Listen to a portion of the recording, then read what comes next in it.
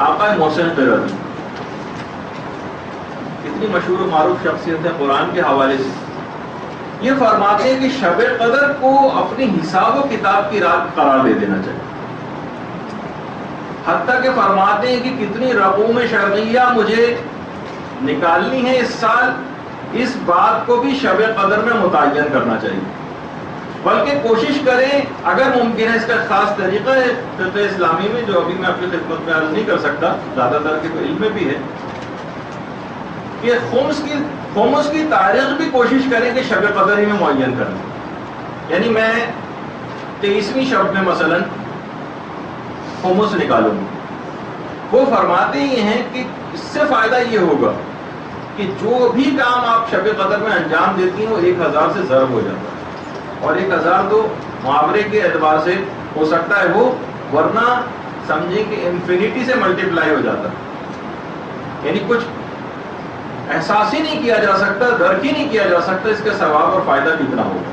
وہ فرماتے ہیں کہ بلکہ کتنا مجھے صدقہ پورے سال دینا ہے، کتنا دینا ہے یہ بھی کیلکولیشن آپ شب قدر ہی کے اندر کر لیں۔ مثلا حساب لگا لیں کہ مہینے میں عام طور پر میں 300 سے مثلا 500 روپے صدقہ دیتی ہوں اپنی اپنی حیثیت کے مطابق، یہ آج کی رات آپ ارادہ کر لیں کہ میں اتنا صدقہ دوں گی، اسی طریقے سے کتنوں کی میں مدد کروں گی، یہ بھی آج کی رات بیٹھ کر ارادہ کریں، نیت کریں کہ میں اتنے افراد کی مدد کروں گی، کتنی کتابوں کا میں مطالعہ کروں گی، کتنے مسائل میں حاصل کروں گی اور یاد کروں گی، کتنی مجھ کو تبلیغ کرنا ہے۔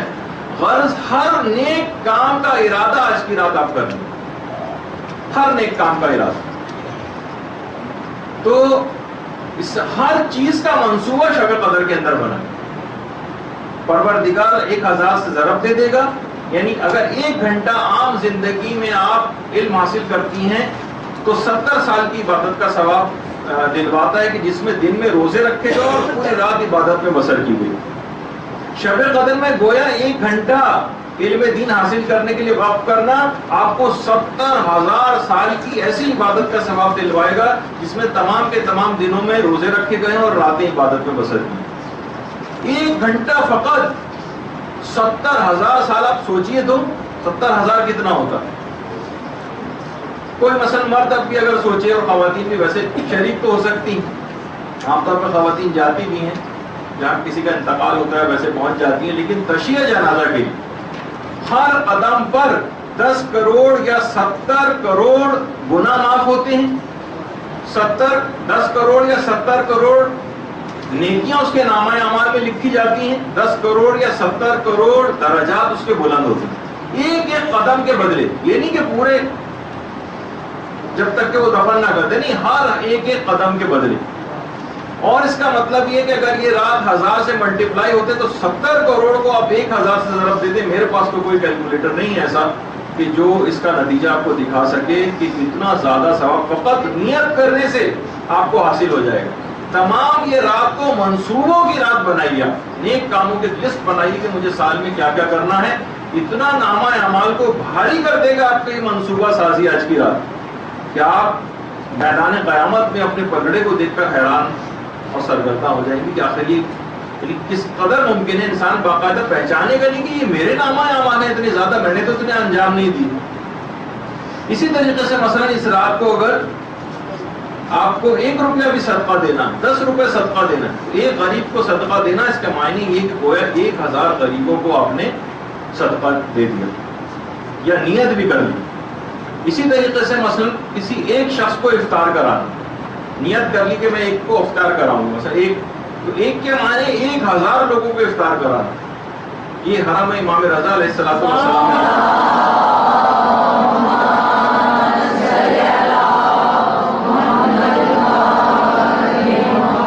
ایک غریب کو صدقہ 1000 غریبوں کے صدقے کے برابر، ایک شخص کی افطار ہزاروں اشخاص کی افطار کے برابر جو ہے اجر و ثواب دلوانے والی۔ صرف منصوبہ سازی کرے اور سنجیدگی کے ساتھ، ایسا نہیں کہ فقط نیت کر کے بیٹھنا اور کرنا اس کے بعد کچھ نہیں۔ تو آپ اندازہ کریں گویا یہ جتنے بھی افطار یہاں پر نظر آ رہی ہے آپ کو، یہ سب آپ کی طرف سے ہو، صرف اتنا سا صرف نیت کر لینے سے۔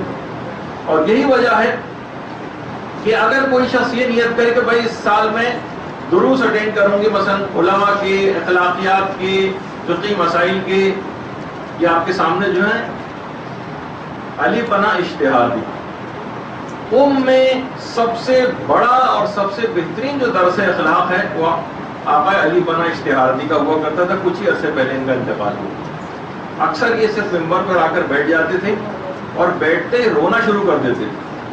یہاں تک کہ ان کو روتے دیکھ کر تمام ہزاروں کا مجمع رونے لگتا تھا. یہاں تک کہ آدھے گھنٹے تک اپنے گناہوں پر ندامت کا اظہار کرتے ہوئے پورا مجمع زار و قطار رو کر گریہ ازاری کرتا تھا. یہاں تک کہ کچھ کہے بغیر ہی وہ مجلس ختم ہو جاتی. آقا علی پناہ اجتہاد.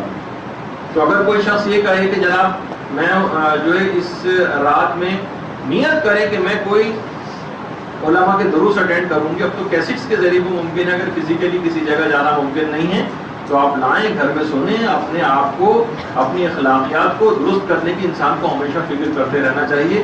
کیونکہ بعض اوقات یہاں پر مدرسے میں اگرچہ یہی سب چیزیں سکھائی جاتی ہیں لیکن پھر بھی ایک الگ سے ایک درس اخلاق کا جو مکمل ایک درس اخلاق ہو اور علماء کی زبانی، علماء بعمل کی زبانی، وہ آپ لائبریری سے لا کر سنیں تو آپ اپنے اندر بہت تبدیلی محسوس کریں.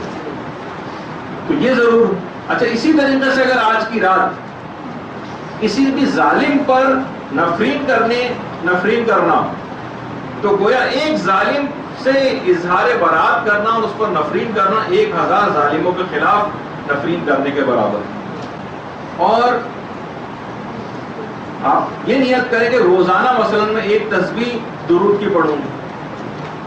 درود خود ایک درود پڑھنے سے نامہ اعمال بھاری ہو جاتا ہے اور میزان کا جو پلڑا ہے وہ بالکل بھاری ہو جاتا ہے. تو آپ خود سوچیے کہ آپ پورے سال کا کوئی ارادہ کریں کہ جب بھی کبھی پیغمبر اسلام کا یا ائمہ اطہار کا نام آئے گا میں ضرور درود پڑھوں گی.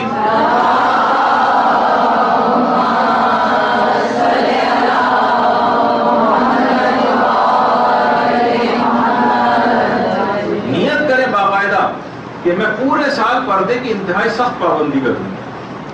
ایران کے اندر باقاعدہ ہفتہ منایا جاتا ہے، حجاب کا ہفتہ، اس کو خوشیوں کا دن قرار دیا جاتا ہے. فخر کا اظہار کرتی ہیں عورتیں کہ ہم باحجاب. پورے سال میں کوئی موقع ایسا نہیں جانے دوں گی، کوئی شادی کی تقریب، کوئی ایسی تقریب نہیں ہوگی جس میں نامحرموں کے سامنے مثلا میک اپ کریں. ابھی سے ہی نیت کر لیں کہ میں ایسا نہیں کروں. تو پھر آپ دیکھیے کہ پورے سال حجاب محجبہ ہونے کا اور حجاب کا جو ثواب ہے وہ کس طرح سے شب قدر میں 1000 یا انفینٹی سے ملٹیپلائی ہو کر آپ کو ملے گی. اسی طریقے سے نیت انسان کر لے کہ میں مریض کی عیادت کروں. یا عید اللہ شیخ جواد تبریزی ہیں جن کا بھی میں آگے چل کر ایک سلسلے میں کچھ ایک واقعہ میں بیان کرنے والا ہوں. میں مریضوں کی عیادت کے لیے جاؤں گی. میں چند ایک اہم مستحبات آپ کی خدمت میں پیش کر رہا ہوں تاکہ آپ کو فقط اس رات نیت کرنا، اور یہ فقط نیت کرنا ہی آپ کو اتنا عظیم ثواب دلوا دے گا کہ ہر آیت اللہ، جیسے کہ شیخ محسن قراتی نے بھی فرمایا کہ ہر نیک کام کی منصوبہ بندی اس رات کرنی، عیادت کے لیے جانا، یہ کتنا عظیم ثواب. اسی طریقے سے زیارت قبور کے لیے جانا. ایران میں آپ دیکھیں کہ لوگ اس طرح سے عادی ہیں کہ مثلا کوئی اگر موٹر سائیکل پہ اپنے آفس بھی جا رہا ہے تو جاتے جاتے وہ قبر پہ ہاتھ رکھ کے مثلا انا انزلنا پڑھتا ہوا جا رہا. خواتین ان کا بھی جانا بہرحال حرام نہیں ہے، قبرستان وغیرہ خواتین بھی جا سکتی ہیں اور ایران میں جاتی ہیں. تو اس طرح سے کوئی بھی نیت کر لی جائے. اور وہاں پر اتنا زیادہ مانوس ہیں لوگ کہ آپ دیکھ رہے ہیں کہ بچے جس جگہ پہ لیٹے ہوئے اطراف میں کیا ہے، قبور، قبریں، جو ہمارے یہاں کوئی تصور نہیں کر سکتا کہ قبرستان جسے کوئی منحوس یا چڑیل اور بھوتوں کی پسند کوئی جگہ سمجھی جاتی ہے، وہاں پر اپنے بچوں کو لے جایا جائے، رات وہاں پر بسر کی جائے، بچے وہاں تکیہ لگا کے قبروں کے کنارے سو رہے ہوں، لیکن وہاں پر ہوتا ہے. خواتین اس طریقے سے قبور کے پاس جا کر تلاوت قرآن کرتی ہیں، اپنے اعزاء و اقارب کے قبور کے پاس. باقاعدہ کسی سے میں نے سنا تھا کہ کی تو بلتستان میں کوئی گاؤں ہے کہ کوئی مرنے والا جو بھی ہوتا ہے 3 دن تک لوگ خیمہ لگا کے اس کی قبر کے پاس بیٹھتے ہیں، اس کی قبر کے اطراف میں، اور مسلسل 3 روز تک مسلسل تلاوت قرآن کرتے رہتے ہیں. لوگ باقاعدہ باریاں لگاتے ہیں کہ کوئی وقت ایسا تعطل نہ ہو کہ جو 3 دنوں تک مسلسل قرآن کی تلاوت جو ہے وہاں پر کرتے رہتے ہیں. تو آپ خود سوچیے کہ عذاب قبر اور اس کا کیا سب ختم ہو جائے گا، اور یہ اگر نعمت کسی کو اس طرح سے حاصل ہو جائے. خواتین اس طریقے سے جاتی ہیں. تو نیت بھی اگر کر دیجیے بہت سے نیک کاموں کی تو بہت اہم آپ کے لیے نامہ اعمال کو وزنی کرنے کا عمل بنے گا.